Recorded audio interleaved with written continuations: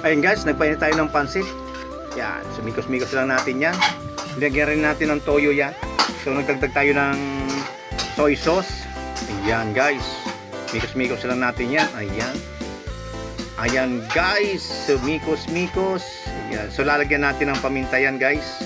Tataktakan natin ng paminta para mas lalong sumarap. Ayan. So dagdagan natin ng konti.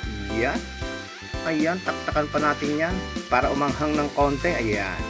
So mimikos-mikosin na natin yan. Ayan. Ang kapartner po niyan ay pandesal. Ayan. Ayan guys, mikos-mikos natin yan. At tayo gutom na talaga. So mag-aalas 10 na ng umaga guys. So ngayon lang tayo mag-almusal guys. Ayan guys, so ang sarap niyan. Ayan, thank you for watching. Hanggang sa muli. Salamat.